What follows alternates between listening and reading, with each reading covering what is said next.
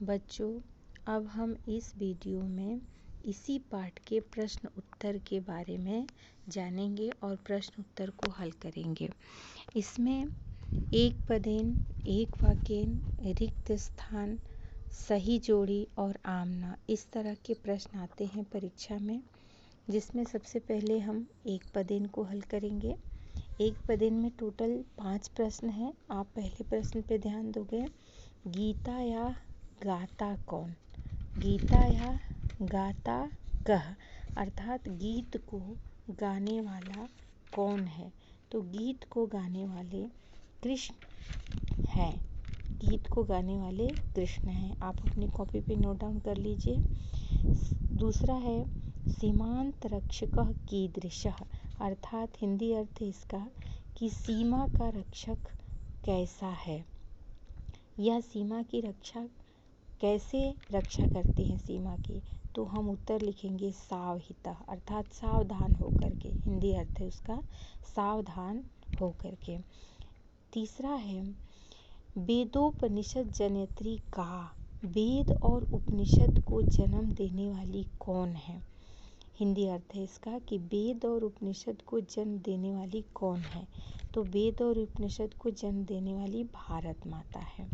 चौथा देखेंगे बेटा, चौथे पे हम आ जाएंगे कि निष्कारण विद्वेष करह कुत्र आति। इसका हिंदी अर्थ इस प्रकार है कि बिना कारण के द्वेष करने वाले को हम क्या करते हैं?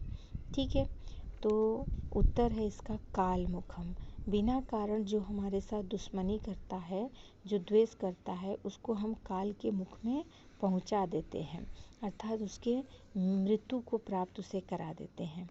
पांचवा है मातुः कष्टकारम दुर्दयम कह शमयतु, अर्थात इसका हिंदी अर्थ है भारत माता को कष्ट उत्पन्न करने वाले दुर्भाग्य को कौन दूर कराए? उत्तर है विधाता, अर्थात ब्रह्मा। मतलब कि भारत माता पे जो कष्ट आता है उसको कौन दूर करता है? तो विधाता दूर करते हैं, भारत माता दूर करते हैं। भारत माता के कष्ट को विधाता दूर करते हैं। इस प्रकार बच्चों ये एक पदेन का 5 प्रश्न का हिंदी अर्थ और उसके उत्तर को आप जानें। अब दूसरा प्रश्न जो आता है यह होता है एक वाक्यन। एक वाक्यन मतलब एक वाक्य में एक लाइन में उत्तर देना, और एक पदेन मतलब एक शब्द में उत्तर देना था। तो एक वाक्यन पे आ जाएंगे। एक वाक्यन में सबसे नंबर 1 पे देखेंगे। नंबर 1 का प्रश्न है कि मार्ग साम गाता कह, अर्थात हिंदी अर्थ है इसका कि भारत माता के यश का गायक कौन है? तो उत्तर है इसका चतुर्दिगंत वह पवन मार्ग साम गाता। आप इस कॉपी में अपने उतार लेंगे और मेरे जो ये बुक है उसमें उत्तर मैंने सामने लिख दिया है, उसमें से आप उत्तर नोट डाउन कर लेंगे कि चतुर्दिगंत वह पवन मार्ग साम गाता, अर्थात इसका हिंदी अर्थ है कि चारों दिशाओं में बहने वाला पवन भारत माता के यश का गायक है। प्रश्न में पूछा था कि भारत माता के यश का गायक कौन है? तो चारों दिशाओं में बहने वाला पवन भारत माता के यश का गायक है। प्रश्न नंबर दूसरा ख। प्रश्न नंबर दूसरा ख पे देखेंगे आप, है ना, बाकी को उतार लेंगे आप। भारत माता कै वंदिता, भारत माता की वंदना किसके द्वारा की गई है? भारत माता की वंदना कै कर वंदिता, मतलब भारत माता की वंदना किसके द्वारा की गई है? तो राजा हर्ष, राजा भोज, राजा शिवराज के द्वारा भारत माता की वंदना की गई है ना। इसका हिंदी अर्थ है कि हर्ष भोज शिवराज के द्वारा भारत माता की वंदना की गई है। हर्ष भोज शिवराज यह भारत माता वंदिता। प्रश्न नंबर 3 ग। भारत माता कै अभिनंदिता, भारत माता किसके द्वारा प्रशंसित की गई हैं? तो भारत माता, प्रश्न पूछ रहा है कि भारत माता किसके द्वारा प्रशंसित की गई है, मतलब किसने इनकी प्रशंसा की है? तो उत्तर है कि मौर्य शुंग गुप्त भी भारत माता अभिनंदिता। मौर्य शुंग और गुप्त वंशियों के द्वारा भारत माता की प्रशंसा की गई है। मौर्य शुंग और गुप्त वंशियों के द्वारा भारत माता माता की प्रशंसा की गई है। अब प्रश्न नंबर 4 देखेंगे हम। अहिंसा व्रति किमर्थ प्राण संधातम करोति। अर्थात हिंदी अर्थ है इसका कि अहिंसा के व्रत को धारण करने वाले किसके लिए बाण का प्रयोग करते हैं। इसका उत्तर देखिए, अहिंसा व्रति निजरार्थक बाण संधानम करोति। अर्थात अहिंसा के व्रत को धारण करने वाले अपनी रक्षा के लिए बाण का प्रयोग करते हैं। ये रहा बच्चों एक पदेन वाक्य। अब हम आपकी किताब में एक रिक्त स्थान का क्वेश्चन होता है जिसमें 5 रिक्त स्थान दिए गए रहते हैं। रिक्त स्थान होता है और उसमें हमें शब्द भरने होते हैं जो मैंने किताब में भर रखा है, आप अपने कॉपी पे उतार लीजिएगा। एन कोयपि तक्षकः, तो एन दिशति, आप दिशत उसके सामने लिखेंगे। और भारत कवियत्री बीच में आ जाएगा कि रामायण, भारत को रामायण। और मौर्य गुप्त वंदिता, तो शुंग, मौर्य और शुंग ने गुप्त वंश की, मौर्य शुंग और गुप्त वंश ने अभिनंदना की है।